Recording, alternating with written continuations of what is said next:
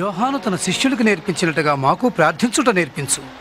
పరలోకమందున్న మా తండ్రి, నీ నామం పరిశుద్ధపరచబడునుగాక, నీ రాజ్యం వచ్చునుగాక. ఈ పరలోక ప్రార్థనలో మొట్టమొదటి పాయింట్ ఏంటంటే పరలోకం. ఎస్,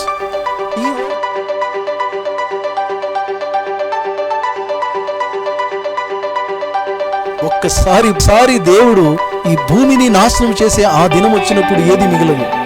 మహావేంద్రముతో లయమైపోయే కాలం ఒకటి రాబోతుందని పేతురు తన పత్రికలో వర్ణించాడు. పంచభూతాలు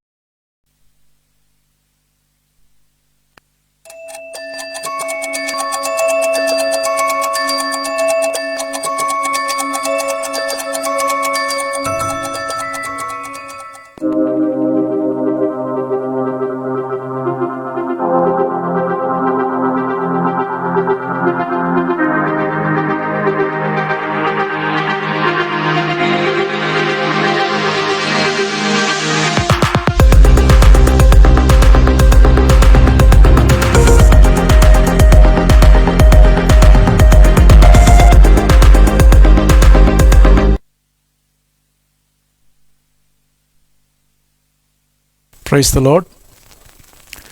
దేవుని పరిశుద్ధ నామానికి స్తోత్రాలు కలుగునుగాక. ఈ సాయంకాల సమయంలో దేవుడు మరొకసారి మనందరినీ ప్రేమించి అనుగ్రహించినటువంటి మరొక ఈ దినాన్ని బట్టి, ఆయుష్ ఆరోగ్యం బట్టి, మనందరినీ దేవుడు సజీవుల సంఖ్యలో ఉంచిన విధానం బట్టి నేను దేవుని ఎంతగానో స్తుతిస్తున్నాను. దేవునికే మహిమ, దేవునికే ఘనత, ప్రభావములు కలుగునుగాక. చాలా సంతోషము. ఈరోజు ఈ వాక్య ధ్యానంలోనికి మనం వచ్చాము. Lord's prayer. లార్డ్స్ ప్రేయర్ అనే ఈ యొక్క టాపిక్ నిన్నటి దినాన నేను ఇంట్రొడక్షన్ ఇచ్చాను. ఇంకా నేను దాని గురించి ఎక్కువ మాట్లాడదలుచుకోలేదు. ఎవరైనా ఈరోజు ఫస్ట్ టైం చూస్తున్నట్లయితే నేను మనవి చేస్తున్నాను, యూట్యూబ్ ఎవాంజలిస్ట్ జైపాల్లో, ఆ తర్వాత ఫేస్బుక్లో ఎవాంజలిస్ట్ జైపాల్లో మీకు నిన్నటి దినాన ఇంట్రొడక్షన్ పార్ట్ మీకు అవైలబుల్ ఉంది. ఈ సెషన్ అయిపోయిన తర్వాత మీరు అది కూడా చూస్తే మీకు అర్థమవుతుంది. ఆల్రెడీ చూసిన వారికి ఇంకా బలంగా అర్థమవుతున్న విషయాన్ని నమ్ముతున్నాను. ఇంట్రొడక్షన్ పార్ట్లో నేను చెప్పినటువంటి విషయం ఒక్క మాటలో చెప్పాలంటే, పరలోక ప్రార్థన కేవలము ఉచ్చరించడానికి మాత్రమే సరిపెట్టుకోకూడదు.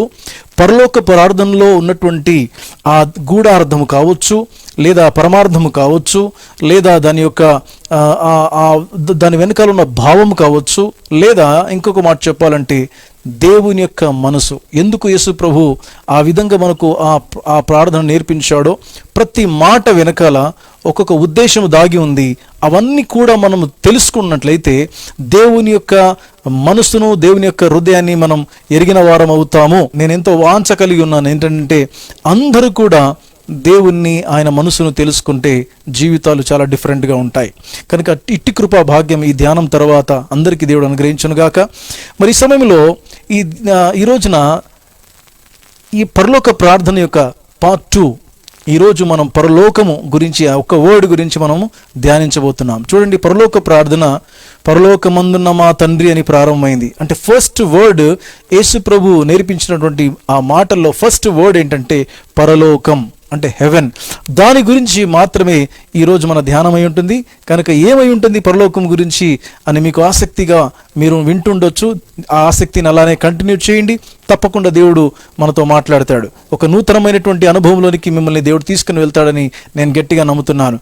కనుక దయచేసి మరి ఈ యొక్క ధ్యానము, పరలోక ప్రార్థన యొక్క ధ్యానము మనం ప్రతి దినం కలిగి ఉంటున్నాము. నేను మీకు ఈ ఫ్లైయర్లో పంపించిన రీతిగా గమనించాలి. ప్రతిరోజు ఫేస్బుక్లో, యూట్యూబ్లో, జూమ్లో కూడా ఇదే సమయంలో మనకు అందుబాటులో ఉంటుంది. కనుక ఇది ఒక సిరీస్.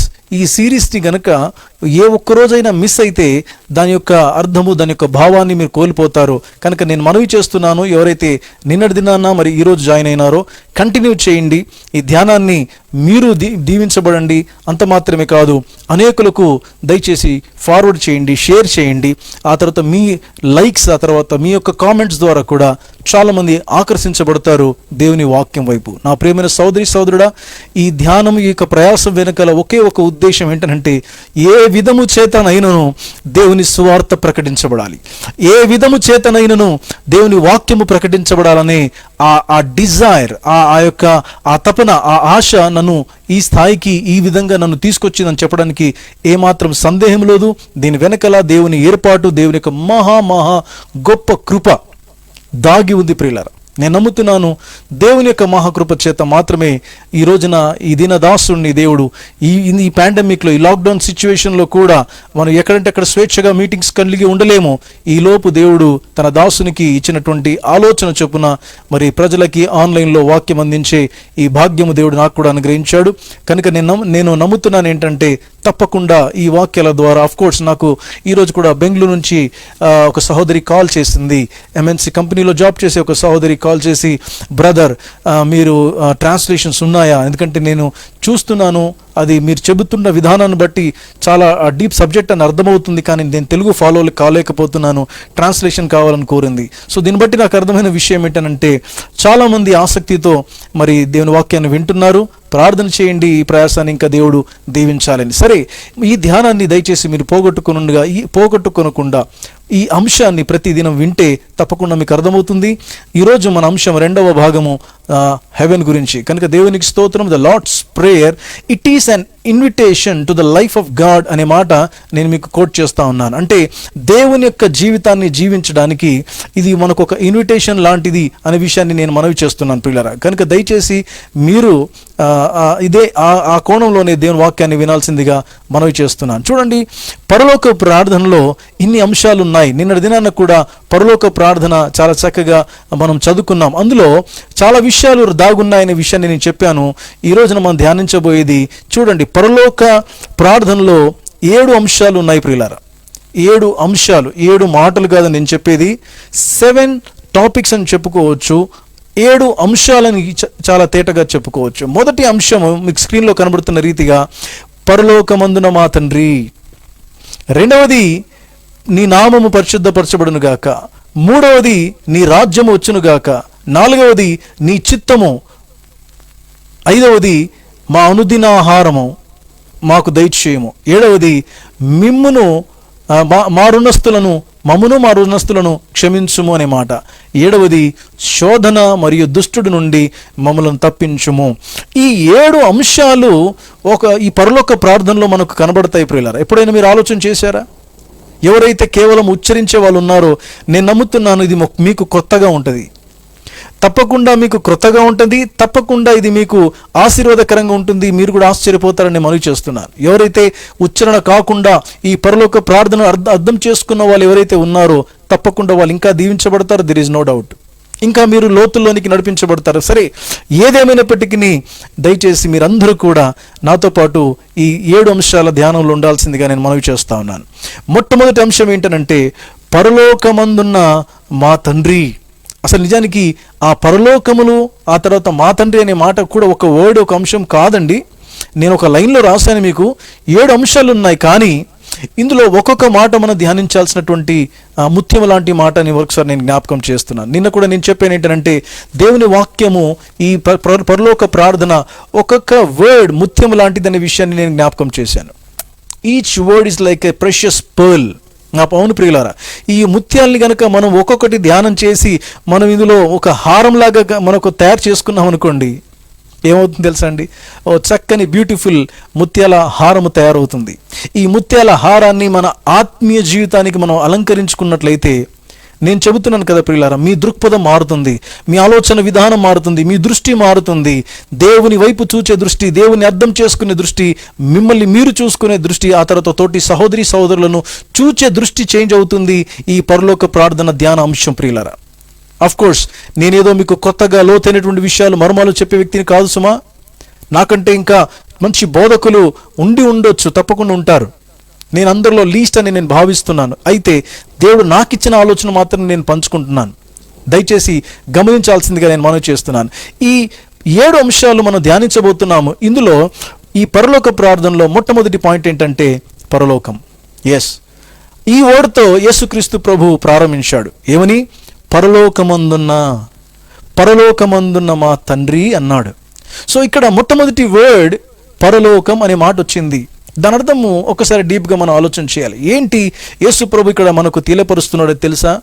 పరలోకము, ఆల్రెడీ పరలోకం ఉంది, పరలోకంలో దేవుడున్నాడు, ఆయన మనకు తండ్రి అని నేర్పించలే. ద సేమ్ వే బైబిల్ ఆదికాండము 1వ అధ్యాయం 1వ వచనంలో కూడా రాయబడింది, ఆది అందు దేవుడు భూమి ఆకాశములను సృజించెను అంటే ఆదిలో దేవుడు ఉన్నాడు, ఆయన భూమి ఆకాశాలు సృజించాడు అనే మాటతో స్టార్ట్ అయింది తప్ప దేవుడు ఉన్నాడేమో దానికి రుజువు ఇది, దేవుడు ఉన్నాడు దీనికి రుజువు ఇది అని బైబిల్ గ్రంథము అలా ప్రూవ్ చేసుకోవడానికి టైం వేస్ట్ చేసుకోలేదు. బైబిల్ గ్రంథం ప్రారంభమైంది దేవుడు ఉన్నాడని. అదేవిధంగా యేసుక్రీస్తు ప్రభు యొక్క నోటెంబడి వచ్చినటువంటి మాట కూడా, యేసు ప్రభు నోటెంబడి వచ్చినటువంటి మాట కూడా ఏంటో తెలుసా ప్రియులరా? పరలోకమందున్న మా తండ్రి. అంటే పరలోకాన్ని యేసుక్రీస్తు ప్రభు పరిచయం చేస్తా ఉన్నాడు. అంటే పరలోకము ఉన్నది. నిజంగా దేవుని బిడ్డలారా గమనించాలి, పరలోకం విషయంలో నరకం, దానికి ఆపోజిట్ వచ్చేసి నరకం. ఈ పరలోకం నరకం విషయంలో చాలామంది యొక్క అభిప్రాయం ఏముంటుందో తెలుసా? ఎవరు చూశారండి పరలోకం ఉన్నదండి, ఎవరు చూశారండి నరకం ఉందని? ఎక్కువ మట్టుకు నాస్తికులు ఈ విధంగా మాట్లాడతారు. దేవుడు లేడు అని చెప్పేవాళ్ళు, నాస్తిక వాదం కలిగినటువంటి వారు ఎక్కువగా దీని గురించి ఏం మాట్లాడతారంటే దేవుడు లేడు అనే వాదన చెప్తూ ఉంటారు. అఫ్ కోర్స్ ఈ రోజున మనము అలాంటి వాళ్ళకి మనం ఏదో ప్రూవ్ చేయడానికి ఇక్కడ కూర్చోలేదు సుమా, ఎందుకంటే బైబిలే దానికి టైం స్పెండ్ చేయలేదు. అలాంటప్పుడు మనము దానికి టైం స్పెండ్ చేసుకోవడము అది ఎలాంటిదో తెలుసా? బుద్ధిహీనత అని బైబిల్ సెలవిస్తూ ఉంది. అవును ప్రియులారా, దేవుని వాక్యంలో రాయబడింది ఏంటో తెలుసా? దేవుడు లేడని చెప్పువారు ఎవరు తెలుసా? బుద్ధిహీనులు. దేవుడు లేడని బుద్ధిహీనులు తమ హృదయములు అనుకుందురు. They are fools. You know why? ఇంత గొప్ప సృష్టి మనకు సాక్ష్యం ఇస్తూ ఉంది. 19వ కీర్తన మొదటి వచనంలో గనుక మీరు చూసినట్లయితే అక్కడ ఏముంటుందో తెలుసా? 19వ కీర్తన 19th Psalm మొదటి వచనం. జూమ్లో ఉన్నవారు దయచేసి తీసి చదవాల్సిందిగా నేను మనవి చేస్తున్నాను. ఇక్కడ ఒక చక్కని మీకు మాట కనబడుతుంది. 19వ కీర్తన మొదటి వచనం.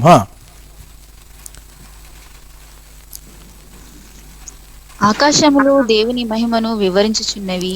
ఆకాశములు దేవుని మహిమను వివరించుచున్నవి. అంతరిక్షము ఆయన చేతి పనిని ప్రచురపరచుచున్నది. పగటికి పగలు ఆకాశము దేవుని చేతి పని, అంతరిక్షము దేవుని చేతి పనిని, ఆకాశము దేవుని మహిమను వివరిస్తా ఉన్నదనే విషయాన్ని ఇక్కడ నేను జ్ఞాపకం చేస్తున్నాను. ఈ మన యొక్క పాలపుంత, ఆ తర్వాత ఈ యొక్క గ్యాలక్సీని కనుక మీరు చూసినట్లయితే, ఆకాశం వైపు తేరి చూచినట్లయితే సూర్య చంద్ర నక్షత్రాలు ఇవన్నీ కూడా సృష్టియే కేకలు వేస్తూ ఉంది, సృష్టియే దేవుని మహిమను పరుస్తూ ఉంది. అలాంటప్పుడు దాని గురించి రుజువు గురించి మాట్లాడుకోవడము అది బుద్ధిహీనత. అందుకే దేవుని బిడ్డలారా గమనించాలి, నేను నేరుగా దేవుని వాక్యాన్ని నమ్ముతున్నాను. బైబిల్ గ్రంథంలో రాయబడింది కాబట్టి నేను తప్పకుండా నమ్ముతున్నాను. బ్రదర్ భక్త్ సింగ్ గారు కూడా ఒక విషయము ఎప్పుడు కూడా చెప్తూ ఉండేవారంట. ఆయన ఏమనేవాడు, కొంతమంది వచ్చి అడ్డమైన ప్రశ్నలు వేస్తే ఒకటి చెప్పేవాడంట, బైబిల్లో ఉంది గనుక నేను నమ్ముతున్నాను, బైబిల్లో లేకపోతే గనక నేను నమ్మకపోయేవాడిని, బైబిల్లో ఉంది గనక నేను నమ్ముతున్నాను అన్నాడు. కనుక దేవునికి స్తోత్రములు. ఈ రోజున ఎంతమంది అయితే క్రైస్తవులు ఈ దేవుని యేసుక్రీస్తునందు విశ్వాసం ఉంచి ముందుకు వెళ్తున్నారో, ఎంతమంది దేవుని వాక్యము, బైబిల్ దేవుని యొక్క వాక్యమని నమ్ముతున్నారో మీరందరూ కూడా గమనించాలి. మనం నేరుగా పరలోకం ఏమిటో దాన్ని తెలుసుకునే ప్రయత్నం చేద్దాం. చూడండి, ఈ స్లైడ్స్లో మీకు చాలా క్లియర్గా అర్థమవుతుంది. దయచేసి మీరు నాతో పాటు ఫాలో అవ్వాల్సిందిగా మనవి చేస్తున్నాను. పరలోకం అనేది గొప్ప సత్యం ఏంటనంటే, పరలోకం ఒక నిజమైన స్థలము. ఒక సత్యం ఏంటనంటే, పరలోకము అనేది దాని గురించి ధ్యానం చేయాలంటే ఒక గొప్ప సత్యం. The great fact is heaven is a real place. అది నేను మీకు ఇంగ్లీష్లో కూడా చూపిస్తున్నాను ఇక్కడ. Heaven is a real place. పరలోకం అనేది ఒక నిజమైన స్థలము అని దేవుని యొక్క వాక్యంలో మనం గమనించగలం. నేను మళ్ళీ చెప్తున్నాను, బైబిల్లో ఉంది, పరలోకం ఉంది అని ప్రూఫ్ చేయడానికి దేవుడు ప్రయత్నం చేయలేదు. ఎంతమంది అయితే గ్రంథకర్తలు ఉన్నారో, దాదాపు 40 మంది గ్రంథకర్తలు ఉన్నారు బైబిల్లో. దాదాపు 1500 సంవత్సరాల కాల వ్యవధిలో ఈ 40 మంది బైబిల్ని రాసినారు. అంటే ఒక వ్యక్తి రాసిన కాలంలో ఇంకో వ్యక్తి లేడు. ఇదంతా కూడా 1500 సంవత్సరాలు జరిగింది. ఈ బైబిల్ గ్రంథము కనుక 66 పుస్తకాలని జోడించి మనం గమనించినట్లయితే అందరూ దేవుని ఆత్మ ప్రేరేపణతో ఒకే అంశాన్ని రాసినారు. వాళ్ళు రాసిన విషయాలని ఒకరిని బట్టి ఒకరు మ్యాచ్ అయినాయి. కనుక గమనించాలి. ఇక్కడ నేను ఏం చెప్పదలుచుకున్నానంటే, ఒక ప్రూఫ్ చేయడానికి ఏమాత్రము దాని గురించి కాదు, కానీ వాట్ ఈస్ హెవెన్ అనే ఒక విషయాన్ని మనం ఆలోచన చేసినట్లయితే ఒక మొట్టమొదటి మాట ఏంటనంటే, గొప్ప సత్యం ఏంటనంటే, పరలోకము ఒక నిజమైన స్థలం. Haven is a real place. ఈ యొక్క రెఫరెన్స్ని చూసి దయచేసి త్వరగా తీసి చదవాల్సిందిగా మనవి చేస్తున్నాను. జూమ్లో ఉన్న వాళ్ళు దయచేసి తీసి చదవండి. యోహాను సువార్త 14వ అధ్యాయము 1-3 వచనాలు చదవండి. మీ హృదయమును కలవరపడనీయకుడి, దేవుని యందు విశ్వాసముంచుచున్నారు, నా యందును విశ్వాసముంచుడి. నా తండ్రి ఇంట అనేక నివాసములు కలవు, లేని ఎడల మీతో చెప్పుదును. మీకు స్థలము సిద్ధపరచ వెళ్ళుచున్నాను. నేను వెళ్ళి స్థలము సిద్ధపరిచిన ఎడల మీకు స్థలం సిద్ధపరిచిన ఎడల నేనుండు స్థలములోను మీరును ఉండులాగున మరలా వచ్చి నా యొద్ద నుండుటకు మిమ్మును తీసుకొని పోవుదును. వావ్, చాలా చక్కని మాట. ఈ మాట ఎవరితో మాట్లాడుతున్నారో తెలుసా? యేసుక్రీస్తు ప్రభు తన శిష్యులతో మాట్లాడుతున్నాడు. యోహాను సువార్త 14వ అధ్యాయంలో ఏం జరిగిందో తెలుసా? అప్పటికే యేసుక్రీస్తు ప్రభు ఆయన ఇండైరెక్ట్ గా హింట్ ఇస్తా ఉన్నాడు. ఏం చెప్తున్నాడంటే, నేను వెళ్ళిపోయే కాలము త్వరగా దగ్గర పడుతా ఉంది. నేను వెళ్ళిపోయే కాలము, మనుష్య కుమారుడు మనుషుల చేతికి అప్పగించబడతాడు, వారు హింసిస్తారు, సిలువ వేసి చంపుతారనే విషయాన్ని యేసు ప్రభు వాళ్ళకు ఆల్రెడీ బయలుపరుస్తూనే ఉన్నాడు. నేను వెళ్ళే సమయం దగ్గర పడిందని చెబుతున్నప్పుడు ఆ చివరి దశలో ఈ శిష్యుల హృదయాలు కలవరపడతాయి. ఆ శిష్యులందరూ కూడా కలవరంతో నింపబడి ఉంటారు. ఏంటో తెలుసా? అరే, మా గురువు యేసు ప్రభు మాతో పాటు లేకపోతే మేము ఊహించలేము, మా పరిస్థితులు ఏంటి అని వాళ్ళలో లాంటి కలవరము రైజ్ అవుతుంది. ప్రియులారా, ఈ కలవరం బట్టి ఏమవుతుందంటే, అప్పుడు వాళ్ళ కలవరాన్ని గుర్తించి యేసు ప్రభు అన్నటువంటి మాట ఏంటంటే, మీ హృదయములను మీరు కలవరపడద్దు, మీ హృదయములను కలవరపడనీయకుడి. ఎందుకో తెలుసా? నేను ఉండు స్థలానికి నేను వెళ్తున్నాను, అక్కడ మీ కొరకు కూడా స్థలము మీ కొరకు స్థలం సిద్ధపరుస్తాను, మరలా వచ్చి నేను మిమ్మల్ని తీసుకొని వెళ్తాను అన్నాడు. దేని గురించి ఇక్కడ యేసుక్రీస్తు ప్రభు మాట్లాడుతున్నాడు తెలుసా? గమనించాలి. ఈ పరలోకం గురించి, ఈ హెవెన్ గురించి మాట్లాడుతున్నాడు. ఈ గొప్ప సత్యమైనటువంటి పరలోకం, ఒక నిజమైనటువంటి స్థలము, ఈ స్థలము గురించి యేసు ప్రభు మాట్లాడుతున్నాడు. ఏంటంటే, నేను మీ కొరకు స్థలం సిద్ధపరచడానికి వెళ్తున్నాను అనే ఈ మాటలో ఎంత బలమైనటువంటి వాస్తవము మనం నమ్మడానికి ఉన్నదంటే, yes, heaven is a real place. Heaven is a real place, and in John Gospel 14:1-3 we can see very clearly the proof itself. Jesus himself, he is, what he's telling, I am going to prepare a place for you. Yes my dear brothers and sisters, కనుక దేవుని యొక్క వాక్యంలో రాబడినటువంటి దాని ప్రకారంగా ఇక్కడ నేను మీకేం చెప్పదలుచుకున్నానంటే, యేసు ప్రభు నోటెంబడి వచ్చినటువంటి ఈ మాటలోనే ఏమర్థమవుతుందంటే, పరలోకము ఒక స్థలము. చూడండి, ఈ స్లైడ్లో కూడా 3 విషయాలు మీకు కనబడుతున్నాను. యేసు ప్రభు నోట నుండి వచ్చిన మాట ప్రకారము అది ఒక స్థలము. నా తండ్రి ఇంట అనే మాట అక్కడ యేసు ప్రభు వాడుతూ ఉన్నాడు. నా తండ్రి ఇంట అనేక స్థలములు కలవు. అర్థమవుతుందండి? నా తండ్రి ఇంట అన్నాడు అంటే నా తండ్రి అదొక ఇల్లు. It is an house. Yes my dear brothers and sisters, చాలా స్పష్టంగా యేసు ప్రభు చెప్పినాడు. ఊహ కాదేంటనంటే, అది ఒక ఇల్లు, పరలోకంలో ఒక ఇల్లు, నా తండ్రి ఇంట. చూసారా, బ్యాక్గ్రౌండ్లో కూడా నేను అక్కడ మీకు ఒక పెద్ద ప్యాలెస్, ఒక భవనం లాగా, అందులో ఎన్నో రూమ్స్ ఉన్నట్టుగా మీకు చక్కని చిత్రీకరణ మీకు చూపిస్తా ఉన్నాను. దీన్ని బట్టి ఏమర్థమవుతుందంటే, ఈ వాక్య ప్రకారంగా నా తండ్రి ఇల్లు అన్నాడు యేసు ప్రభు. ఇల్లు అనగా నివసించే చోటు అని చాలా స్పష్టంగా మనకు అర్థమవుతుంది. నా తండ్రి ఇంట, నా తండ్రి ఇంట. దేవనామానికి స్తోత్రాలు కలుగునుగాక. అంత మాత్రమే కాదు, 2వ సూచన మనకేం కనబడుతుందంటే, ప్రజలతో కూడిన ఒక గొప్ప పట్టణము. ప్రకటన గ్రంథం 21వ అధ్యాయం గనుక మీరు చదివినట్లయితే అక్కడ కూడా చాలా స్పష్టంగా ఉంటుంది. ఏంటంటే, పరలోకము ఒక నిజమైనటువంటి స్థలము. ఆ పరలోకం ఒక నగరముతో పోల్చబడింది. ఆ నగరము వీధులు ఎలా ఉంటాయి, ఆ నగరంలో ఉన్న భవనాలు ఎలాగుంటాయి, చాలా చక్కని విషయాలు. ముత్యాలు రత్నాలతో కూడినటువంటి ఆ బంగారు మేడలు ఉంటాయని, బంగారు వీధులు ఉంటాయని. దేవనామానికి స్తోత్రాలు కలుగునుగాక. ఎంత చక్కని అద్భుతమైనటువంటి స్థలం అది. దేవనామానికి స్తోత్రాలు కలుగునుగాక. అందుకే ఎన్నో చక్కని పాటలు కూడా ఉన్నాయి. ఆ పాటలు పాడుకుంటే మనకు సమయం సరిపోదేమనిపిస్తుంది. ఏదేమైనప్పటికీ ఎన్నో పాటలు, ఎవరైతే యేసు ప్రభునందు విశ్వాసం ఉంచి నిరీక్షణతో నింపబడ్డారో, హోప్తో నింపబడ్డారో, వాళ్ళు ఎదురు చూచారండి. హెబ్రీ పత్రిక 11వ అధ్యాయంలో కూడా ఉన్నటువంటి విశ్వాస వీరుల విషయంలో కూడా బైబిల్ ఏం రాసిందో తెలుసా? నిలవరమైన పట్టణం మనకి ఇక్కడ లేదు, పునాదులు కలిగినటువంటి ఆ పట్టణము కొరకు అబ్రహాం ఎదురు చూచెను అనే వాక్యంలో రాయబడింది. పునాదులు కలిగినటువంటి పట్టణము పరలోకము. నా ప్రియమైనటువంటి సోదరి సోదరులారు గమనించాలి. అందుకే చక్కని పాట నాకు జ్ఞాపకం వస్తూ ఉంది. ఒక నిరీక్షణతో రాయబడినటువంటి పాట పరలోక విషయంలో ఏంటో తెలుసా అండి? బంగారుమయమైన వీధులే, రత్న వజ్రాలు ముత్యాల మేడలే, ఒక బంగారు సింహాసనంబును నాకై ఉంచావ ఓ యేసుదేవా, ఒక బంగారు సింహాసనంబును నాకై ఉంచావ ఓ యేసుదేవా. అవును ప్రియులారా, బంగారుమయమైనటువంటి వీధులే, రత్నాలు వజ్రాల మేడలు దేవుడు మన కొరకు అక్కడ సిద్ధపరచాడని అక్కడ చక్కని స్వాస్థ్యం గురించి మాట్లాడతాడు పేతురు కూడా.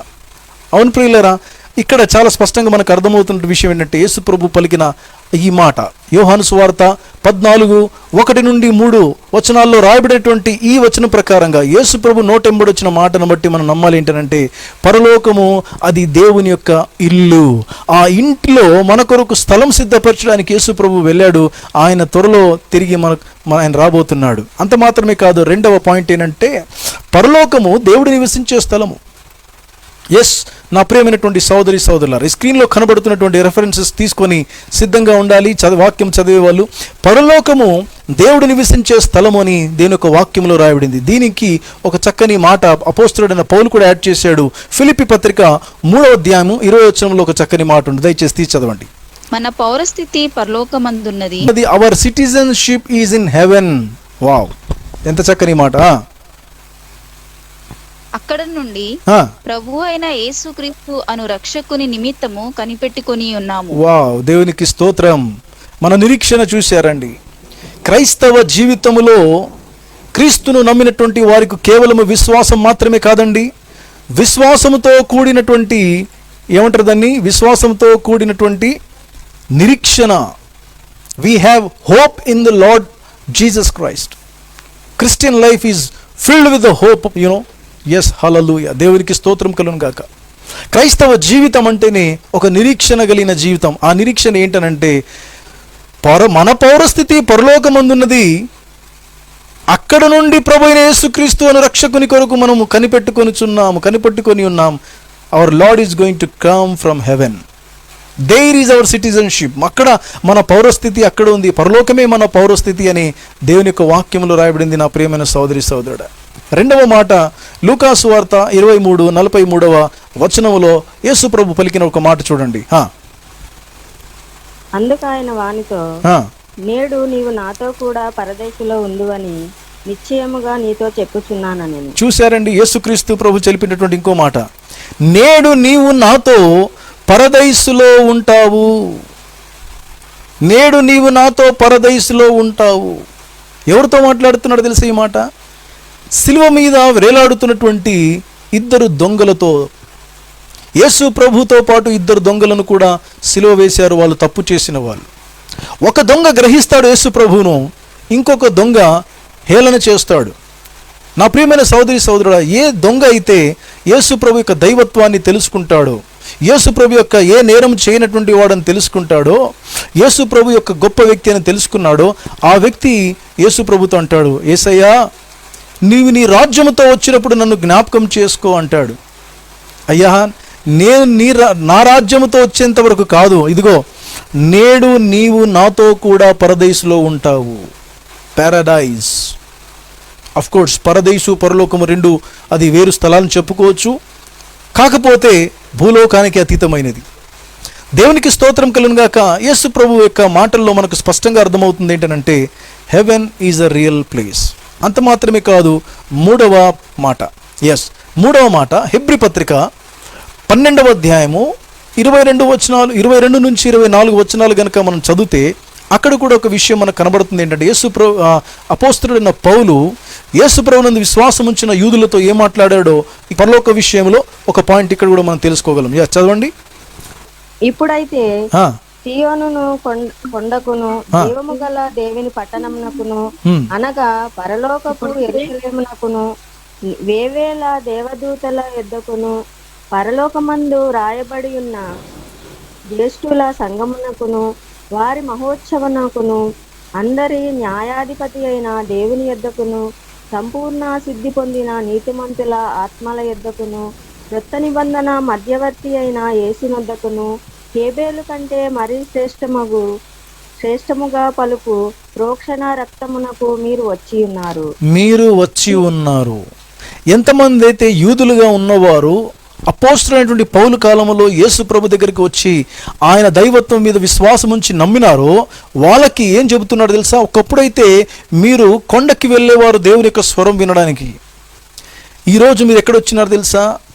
సియోను కొండకును జీవము గల దేవుని పట్టణమునకు అనగా పరలోకపు యెరూషలేమునకు మీరు వచ్చి ఉన్నారు. వావ్, అర్థమవుతుందండి? ఎక్కడికి మనము యేసు ప్రభునందు విశ్వాసం ఉంచడం ద్వారా ఎక్కడికి వచ్చామో తెలుసా? మనము సియోను కొండకును జీవము గల దేవుని పట్టణమునకు అనగా పరలోకపు యెరూషలేమునకు మనం వచ్చి ఉన్నాము. నా ప్రియమైనటువంటి సోదరి సోదరులారా, అందుకే యేసుక్రీస్తు ప్రభు అన్నాడు, నేనే మార్గమును, నేనే సత్యమును, నేనే జీవమును. నేనే మార్గం అన్నాడు. ఎక్కడికి మార్గం తెలుసా? నా ద్వారానే తప్ప తండ్రి యొద్దకు ఎవడు కూడా రాలేడు. అంటే తండ్రి ఎక్కడున్నాడు? పరలోకంలో. పరలోకంలో ఆయన నివాస స్థలం ఉన్నది. దేవుడు నివసించే చోట యేసుక్రీస్తు ప్రభు మనల్ని అక్కడికి తీసుకొని వెళ్ళడానికి అక్కడికి నుంచి దిగి వచ్చినటువంటి మహా గొప్ప దైవం యేసుక్రీస్తు ప్రభు. నా ప్రియమైనటువంటి సోదరి సోదరులారా, ఈ 3 మాటల్ని బట్టి మనకేమర్థమవుతుందో తెలుసండి? క్రీస్తులో మనం ఇప్పుడు పరలోక వాస్తవాలకు దగ్గరగా ఉన్నాం. అర్థమవుతుందండి?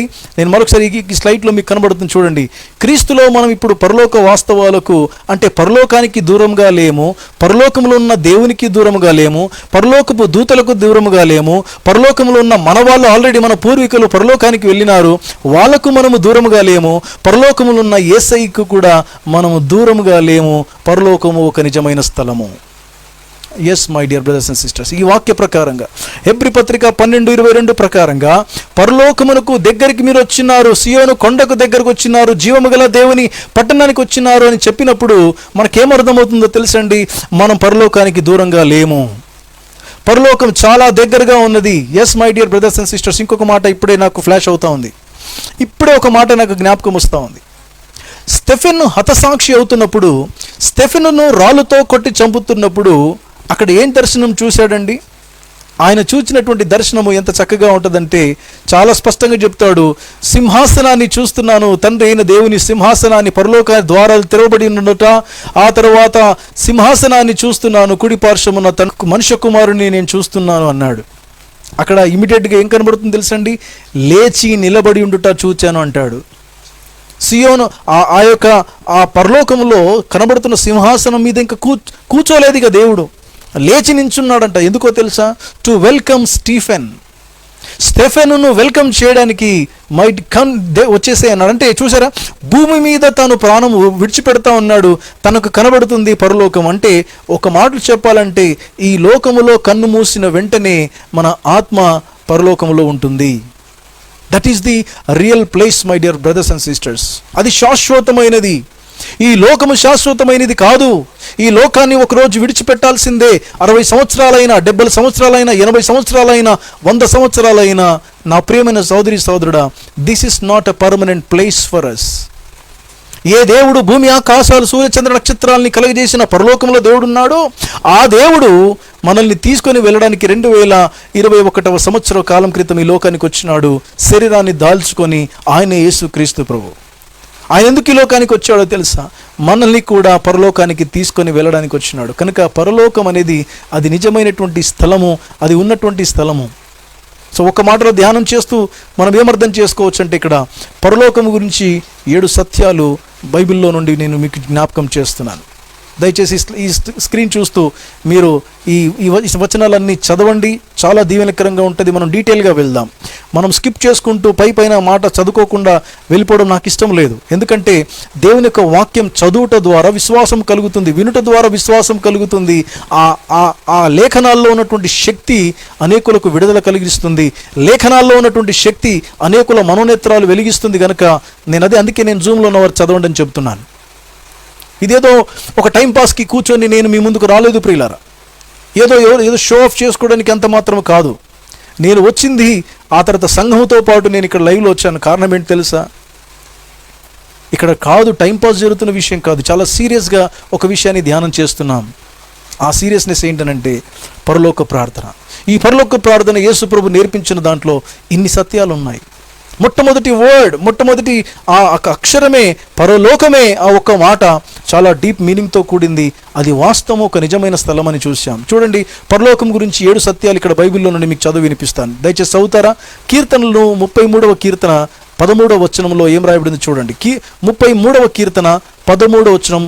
నెక్స్ట్ వర్డ్స్ వేరే వాళ్ళు దయచేసి తీయండి, మిగతా మీకు కనబడుతున్న స్క్రీన్లో తీసి రెడీగా ఉండి ఒకరి తర్వాత ఒకరు చదవండి. కీర్తనలు 33:13. యెహోవా ఆకాశంలో నుండి కనిపెట్టుచున్నాడు, ఆయన నరులందరినీ దృష్టించుచున్నాడు. తానున్న నివాస స్థలములో నుండి భూలోక నివాసులందరి వైపు ఆయన చూచుచున్నాడు. Wow, very clear, very clear. తానున్న నివాస స్థలము నుండి ఆయన భూలోకంలో చూచుచున్నాడు. మళ్ళీ చదవండి సిస్టర్, చాలా మంచి మాట ఇది. తానున్న నివాస స్థలములో నుండి, తాను ఉన్న నివాస స్థలములో నుండి అనగా పరలోకము నుండి భూలోక నివాసులందరి వైపు ఆయన చూచుచున్నాడు. భూలోక నివాసులందరి వైపు ఆయన చూస్తున్నాడు. కొందరి వైపు కాదు, క్రైస్తవుల వైపు అంత మాత్రమే కాదు. అర్థమవుతుంది మీకు? అందరి వైపు. భూలోక నివాసం అంటే ఈ దేశము ఆ దేశము కాదండి. ఈరోజు స్టాటిస్టిక్ ప్రకారంగా 750 కోట్ల ఎన్ని కోట్ల మంది జనాభా ఉన్నారో నాకు అది రఫ్ ఐడియా ఉంది. 700+ crores అండి, అంతే కదండి. 750 పైగా కోట్ల ప్రజలు ఈ భూమి మీద ఉన్నారు. నేను ఇండియా గురించి మాట్లాడట్లేదు. ఏ దేశమైనా సరే, అది ఈస్ట్, వెస్ట్, సౌత్, నార్త్లో ఏ కంట్రీస్ అయినా సరే మీరు తీసుకొని, ఎన్ని ఖండాల్లో ఉన్నటువంటి, ఆసియా ఖండమైన, ఐరోపా ఖండమైన, ఏ ఖండాల్లో ఉన్నటువంటి ప్రజలైనా సరే, ఈ భూమి మీద నివసిస్తున్న ప్రతి ఒక్కరి వైపు సృష్టికర్త అయిన దేవుడు పరలోకం నుండి చూచుచున్నాడు. అంటే మీనింగ్ ఏంటండి? ఏరియల్ సర్వే చేస్తున్నట్టుగా చూస్తున్నారు అనుకుంటున్నారా? దాని మీనింగ్ అది కాదు. ఆయన చూస్తూ ఉన్నాడు అంటే తన ప్రజల వైపు చూస్తూ ఉన్నాడు. ఎప్పుడు వీళ్ళు మారు మనసు పొందుతారు, ఎప్పుడు వీళ్ళు రక్షణ పొందుతారు, వీళ్ళు చనిపోయిన తర్వాత నరకానికి కాదు నా దగ్గరికి రావాలని దేవుడు కోరుకుంటున్నాడు. దేవుడు పరలోకము నుండి చూచే ఆ దృష్టి యొక్క చూపు ఏంటో తెలుసండి? తప్పిపోయిన కుమారుడి వైపు తండ్రి చూచినటువంటి చూపు అది. తప్పిపోయిన కుమారుడు అనుకున్నాడంట, ఇంట్లో నుంచి వెళ్ళిపోయి తండ్రి ఆస్తిని తీసుకొని వెళ్ళిపోయి దుర్వ్యాపారం చేత ఆ ఆస్తినంతా పాడు చేసినటువంటి తప్పిపోయిన కుమారుడు అనుకున్నాడంట, ఏమని? నా తండ్రి ఇంట సమృద్ధిగా ఉంది. అక్కడ కూడా తండ్రి ఇల్లు అనే మాట రాయబడింది. నా తండ్రి ఇంట సమృద్ధిగా ఉంది, నేనేమో ఇక్కడ పందులు తినే పొట్టులతో ఆకలి తీసుకొని కోరుచున్నాను, అది కూడా నాకు సరిగా దొరకట్లేదు అని బుద్ధి తెచ్చుకొని, బుద్ధి వచ్చినప్పుడు నేను నా తండ్రి దగ్గరికి వెళ్తానని అనుకున్నప్పుడు వాడు ఇంకా దూరముగా ఉండగానే తండ్రి చూచాడంటే మీనింగ్ ఏంటండి? తండ్రి యొక్క దృష్టి ఎప్పుడు నా కుమారుడు తిరిగి వస్తాడు. తండ్రి యొక్క దృష్టి అలాంటిదండి. ఈ రోజున దాని అర్థం ఏంటనంటే దేవుడు మనల్ని చూస్తూ ఉన్నాడు. అందరూ అంతటను మారు మనసు పొందాలని ఆయన కోరుకుంటున్నాడు ప్రియులారా. అది ఆయన దృష్టిలో ఉన్నటువంటి మీనింగ్. చూచుచున్నాడు అంటే ఆయన దృష్టికి మరుగైనది ఇంకోటి ఏది లేదు సుమా. అన్నీ చూసే దేవుడు ఆయన దృష్టికి మరుగైనది ఏది కూడా లేదు. అందుకే కీర్తనలో 33వ కీర్తన 13 అంటాడు, తాను నివసించే చోట నుండి భూలోక నివాసులందరి వైపు చూస్తూ ఉన్నాడు. ఏ కులమైనా, ఏ మతమైనా, ఏ జాతి ప్రజలైనా, ఏ భాష మాట్లాడువారైనా, ఏ దేశపు వారైనా, ఎవరైనా సరే ఆయన కలగజేసిన వాడు సృష్టికర్త చేత సృష్టించబడినటువంటి తన ప్రజల వైపు ఆయన అందరి వైపు చూస్తూ ఉన్నాడు. అందరూ మారు మనసు పొంది పాపాలు ఒప్పుకొని వారు యేసునందు విశ్వాసం ఉంచి ఆయన కార్చిన పరిశుద్ధ రక్తంలో తమ పాపాలన్నీ కడుక్కొని పరిశుద్ధులుగా మారి ఆ యేసు ప్రభువును వెంబడించినట్లయితే నేరుగా ఆ పరలోకానికి చేరుకుంటారు అనే విషయాన్ని తండ్రి ఎదురు చూస్తూ ఉన్నాడు ప్రియులారా. 2వ వచనం దయచేసి చదవండి. 2వ మాట ఏంటంటే అది క్రీస్తు నివసించే చోటు అని రాయబడింది. అపోస్తుల కార్యములు 1వ అధ్యాయము 11వ వచనం. అపోస్తుల కార్యములు 1వ అధ్యాయం 11వ వచనం. మీ యొద్ద నుండి పరలోకమునకు చేర్చుకొనబడిన ఈ యేసే ఏ రీతిగా పరలోకమునకు వెళ్ళుట మీరు చూచితిరో ఆ రీతిగానే ఆయన తిరిగి వచ్చునని వారితో చెప్పిరి. ఏ యేసుక్రీస్తు ప్రభు అయితే మీ నుండి ఆరోహణమవుతూ మీరు చూచినారో ఆ యేసే పరలోకము నుండి తిరిగి వచ్చుట మీరు చూస్తారు. ఈ మాటల్లో కూడా అర్థమవుతున్న విషయం ఏంటో తెలుసా? యేసుక్రీస్తు ప్రభు నివసించే చోటు అది. యేసు ప్రభు నివసించే చోటు పరలోకము. అక్కడ నుండి ఆయన తిరిగి రాబోతున్నాడని అపోస్తల కార్యములు 1వ అధ్యాయం 11వ వచనం ప్రకారంగా అర్థమవుతుంది. మూడవ మాట, విశ్వాసుల గమ్యస్థానము, destination of believers. Destination of believers అని చెప్పుకోవచ్చు. ఈ యొక్క గమ్యస్థానము విశ్వాసులదై అయినదై ఉన్నది. ఫిలిప్పీ పత్రిక 1వ అధ్యాయము 21 నుంచి దయచేసి 23 వచనాలు చదవండి. నా మట్టుకైతే బ్రతుకుట క్రీస్తే, నా మట్టుకైతే బ్రతుకుట క్రీస్తే, చావైతే నాకు లాభం అన్నాడు పౌలు. ఎందుకు? అయినను శరీరముతో నేను జీవించుటయే నాకున్న పనికి ఫలసాధనమైన ఎడల నేనేమి కోరుకొందునో నాకు తెలియలేదు, తోచలేదు. ఈ రెంటి మధ్యను ఇరుకునబడి ఉన్నాను. నేను వెడలిపోయి క్రీస్తుతో కూడా నుండవలెనని నాకు ఆశయున్నది. చూసారండి, నాకు మరి మేలు. చూసారా? అపోస్తలుడైనటువంటి పౌలు తన యొక్క జీవిత గమ్యం గురించి మాట్లాడుతున్నాడు. ఏమంటున్నాడు తెలుసా? నేను బ్రతికితే గనుక క్రీస్తు కొరకు బ్రతుకుతాను, ఒకవేళ చచ్చిపోతే అది నాకు మేలు, నాకు లాభం అన్నాడు. చాలా విచిత్రమైందండి క్రైస్తవ విశ్వాసము. అర్థమవుతుందండి మీకు? మాలాంటి సేవకులు కావచ్చు, బలమైనటువంటి విశ్వాసులు కావచ్చు, వాళ్ళు నమ్మే విషయం ఏంటి తెలుసండి? ఈ జీవం గురించి ఎవరు ఆలోచించేది, ఈ జీవితం గురించి ఎవరు భయపడరు, ఎవరు ఆలోచన చేయరు. కారణం ఏంటి తెలుసండి? ఈ భూలోకము అశాశ్వతమైనది, పరలోకము శాశ్వతమైనది. ఒకవేళ బ్రతికితే క్రీస్తు కొరకు, చనిపోతే లాభం ఏంటి తెలుసా? యేసుక్రీస్తు ప్రభుతో మేము సదాకాలం పరలోకంలో ఉంటాం. ఎంత చక్కని నిరీక్షణ, ఎంత చక్కని హోప్. ఇక్కడ కూడా విశ్వాసుల గమ్యస్థానం కూడా అటువంటిదే అని పౌలు చాలా స్పష్టంగా చెప్తున్నాడు. 4వది, అది మన తండ్రి ఇల్లు. ఆల్రెడీ మనం చూసాం. యోహాను సువార్త 14వ అధ్యాయం 2వ వచనంలో నా తండ్రి ఇంట అనేక నివాసములు కలవు అన్నాడు కదా. అదే వచనాన్ని ఇక్కడ కూడా రాశాను. అంటే మొత్తానికి పరలోకంలో గురించి 7 సత్యాలు బైబిల్ నుండి మీకు తెలుపుతున్నాను. అందులో 4వ సత్యం ఏంటంటే అది తండ్రి ఇల్లు. యోహాను సువార్త 14వ అధ్యాయం 2 ప్రకారంగా. 5వది, దేవుడు నిర్మించిన ఇల్లు. వావ్! హెబ్రీ పత్రిక 11వ అధ్యాయం 10వ వచనం, అది దేవుడు నిర్మించినటువంటి ఇల్లు అని చాలా చక్కగా రాయబడింది. దయచేసి చదువుతారా? హెబ్రీ పత్రిక 11వ అధ్యాయం 10వ వచనం. ఏలయనగా దేవుడు దేనికి శిల్పియు నిర్మాణకుడునై ఉన్నాడో, పునాదులు గల ఆ పట్టణము కొరకు అబ్రహాము ఎదురు చూపుతుండెను. చాలు, మళ్ళీ రిపీట్ చేయండి, మళ్ళీ చదవండి సిస్టర్, గట్టిగా చదవండి. ఏలయనగా దేవుడు దేనికి శిల్పియు నిర్మాణకారకుడునై ఉన్నాడు. చాలు. దేవుడు దేనికి శిల్పియు నిర్మాణకుడై ఉన్నాడు. దేవుడు దేనికి శిల్పియు, శిల్పకారుడు. హల్లెలూయా, దేవునికి స్తోత్రములు. ఆయన శిల్పకారుడు. అంత మాత్రమే కాదు, హీఈస్ ఎ బిల్డర్.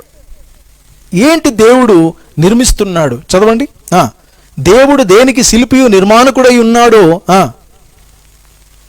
పునాదులు గల ఆ పట్టణము కొరకు. పునాదులు గల ఆ పట్టణం అంటే దేవుడు దేన్ని నిర్మిస్తున్నాడండి? పునాదులు కలిగిన పట్టణాన్ని నిర్మిస్తా ఉన్నాడు ఆయన.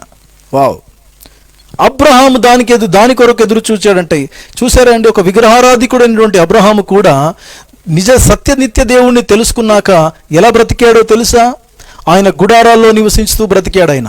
ఆ కాలంలో నా ప్రియమైన సోదరి సోదరుడా, అబ్రహాము నివసించిన విధానంలోనే తన విశ్వాసం ఏమిటో బయలుపరుచుకున్నాడు. అబ్రహాము చాలా ఒంటరిగా తన తండ్రిని విడిచిపెట్టి, తన తండ్రి ఇంటిని విడిచిపెట్టి ఒంటరిగా బయలుదేరినటువంటి తాను గమనించాలి ఎంతగా దేవుడు తనను దీవించాడంటే, అబ్రహాము దీవించబడిన తర్వాత తన ఇంట్లో దాదాపు 500 మంది ప్రతి పూట భోంచేసేవాళ్ళు. అంటే ఎక్కడి నుంచి వచ్చారు ఈ 500 మంది అంటే, అబ్రహాముతో ఎప్పుడు కూడా 318 మంది దగ్గర అనుకుంటాను నేను, 318 అంటే 300 మంది యోధులు ఉంటారు సుమారు. 300 మంది యోధులు. ఆ మిగతా 200 మంది ఎవరంటే అబ్రహాముకు కలిగినటువంటి ఆస్తిని, గొర్రెల కాపుర్లు కావచ్చు, ఆ మందను కాచుకునే వాళ్ళు కావచ్చు, వారి కుటుంబం కావచ్చు. అసలు అబ్రహాం యొక్క ఆస్తి, ఆ గొర్రెల యొక్క సంఖ్య మనం లెక్కించలేం.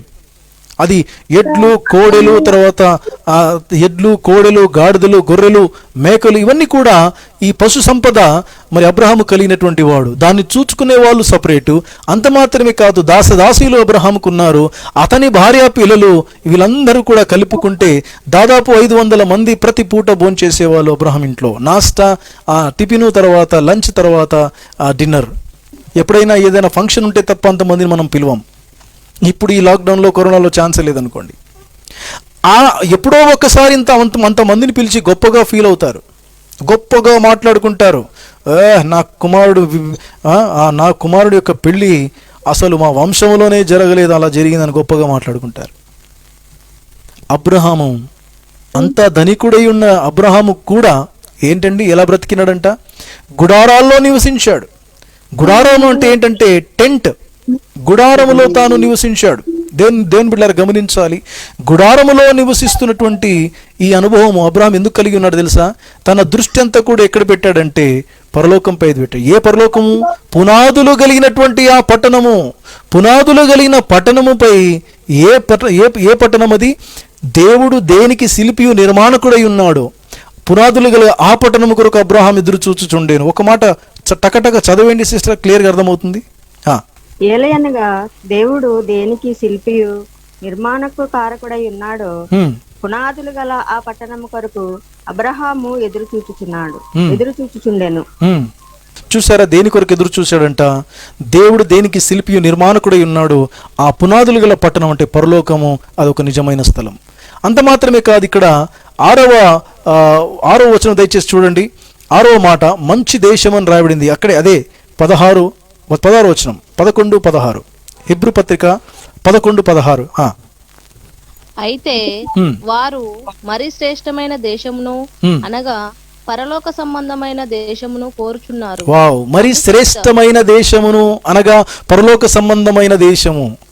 పరలోకము నా దేశము, పరదేశీ నేనిలా మాయాలోకమేగా, నేను యాత్రికుడను.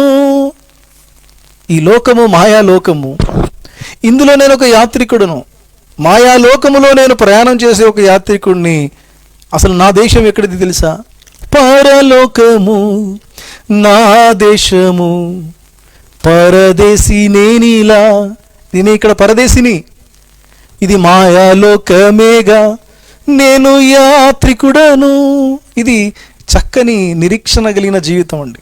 ఈ నిరీక్షణతో కూడిన పాటలు పాడుకుంటా ఉంటే మనసు పులకరించిపోతుందండి, అలా తేలిపోతూ ఉంటుంది గాల్లో. ఎందుకో తెలుసా? ఈ పాపభూయిష్టమైన ఈ లోకములో చాలామంది ఈ లోకము కొరకు, ఈ లోక సంపద కొరకు, ఈ లోకముల ధనము కొరకు, ఆస్తి కొరకు, పేరు ప్రఖ్యాతుల కొరకు అయ్యో ఎంత తపన పడుతున్నారండి, ఎంత దాని కొరకు తమ జీవితాలు పాడు చేసుకుంటున్నారండి. ఇది శాశ్వతం కాదు. ఒక్కసారి దేవుడు ఈ భూమిని నాశనం చేసే ఆ దినం వచ్చినప్పుడు ఏది మిగలదు. మహావేంద్రముతో లయమైపోయే కాలం ఒకటి రాబోతుందని పేతురు తన పత్రికలో వర్ణించాడు. పంచభూతాలన్నీ కూడా మాయం కాబోతున్నాయి. అలాంటి అశాశ్వతమైనటువంటి లోకం ఇది. మనకు పరలోకం అంటూ దేవుడు సిద్ధపరిచాడు. అక్కడ దాని మీద మన దృష్టి ఉంచినట్లయితే ఈ లోకము మనకు పెంటతో సమానంగా కనబడుతుంది. చివరి మాట ఆల్రెడీ చదువుకున్నాం. చివరి మాట చూడండి, లూకాసు వార్త 23:43లో యేసుక్రీస్తు ప్రభు ఒక దొంగతో మాట్లాడిన మాట ఏంటిది? నేడు నీవు నాతో పరదైసులో ఉంటావు. ఈ 7 సత్యాల్లో చివరి సత్యం ఏంటంటే యేసు ప్రభు ఆయన పరదేశుకి వెళ్ళాడు. తిరిగి ఆయన రాబోతున్నాడు. ప్రియులారా, దేవనామానికి స్తోత్రాలు కలుగునుగాక. ఈ పరలోకము గురించినటువంటి 7 సత్యాలు ఈ లార్డ్స్ ప్రేయర్లో మొట్టమొదటిగా మనం చూస్తున్నాం. నేను ఈ అంశాన్ని, అంటే మొదటి మాట యొక్క అంశాన్ని నేను ఇక్కడతో ముగిస్తా ఉన్నాను. ఒక్క మాటలో చెప్పాలంటే haven is a real place.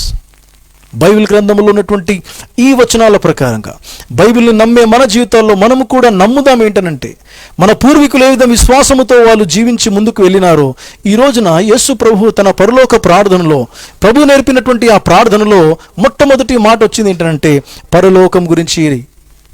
పరలోకము అది నిజమైనటువంటి స్థలం. అందుకే ఏమని ప్రార్థన చేయమన్నాడు? పరలోకమందున్న మా తండ్రి.